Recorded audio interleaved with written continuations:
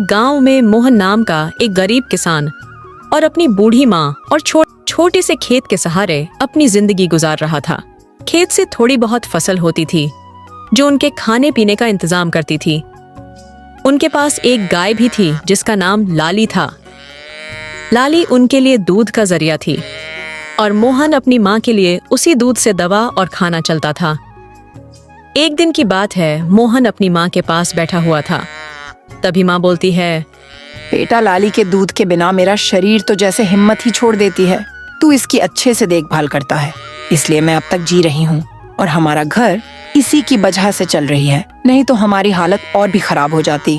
हाँ माँ, तुम बिल्कुल ठीक बोल रही हो, लेकिन तुम चिंता मत करो लाली। हमारी रोजी रोटी और तुम्हारे स्वास्थ्य का सहारा मैं इसे किसी भी तरह सुरक्षित रखूंगा। रात का समय था। मोहन और उसकी माँ गहरी नींद में सो रहे थे। इधर मोहन ने लाली को खूंटे से बांध दिया था। आधी रात को एक चोर आता है और लाली को लेकर चला जाता है।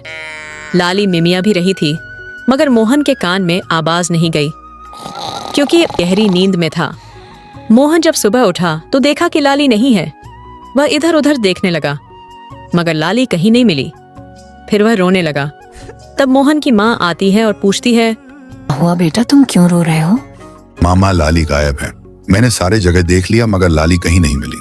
ऐसे कैसे हो सकता है बेटा? उसे कौन ले गया होगा? तुमने अच्छे से खूंटे में बंधा था। माँ, मैंने अच्छे से खूंटे में बंधा था और यह तो कोई चोर का काम ही होगा। अब हम क्या करेंगे माँ? हमारा घर तो इसी से चलता था और वो भी चला गया। मोहन बेटा, तुम चिंता मत करो, भगवान पर भरोसा रखो और भगवान चाहेंगे तो लाली हमें जरूर मिलेगी। मोहन की माँ और मोहन उदास दरवाजे पर बैठे रहती हैं।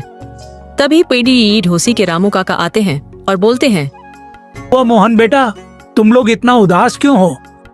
काका, कल रात को लाली को कोई चुरा ले गया और हमें पता भी नहीं चला। मोहन, कल रात को तो मैंने देखा कि एक आदमी एक गाय ले जा रहा था और मुझे पता नहीं था कि वह तुम्हारी गाय है और वह मिमिया भी रही थी। आप बता सकते हो कि वह कौन सा रास्ता से गया? बेटा, वह जंगल के रास्ते से गया है। तुम्हें एक बार उस ओर देखना चाहिए। मोहन और रामू काका दोनों मिलकर लाली को खोजने जंगल की ओर निकल जाते हैं और मोहन और रामू काका दोनों मिलकर इधर उधर देखते हैं। तभी मोहन की नजर लाली पर पड़ी देती है। फिर मोहन लाली के पास जाता है और चोर की खूब धोता है और फिर अपने घर आ जाता है। तभी मोहन की माँ बहुत खुश होती है और बोलती है, अरे बेटा, मैं बोली थी ना, भगवान पर भरोसा रखो। देखा, लाली हमें मिल गई ना।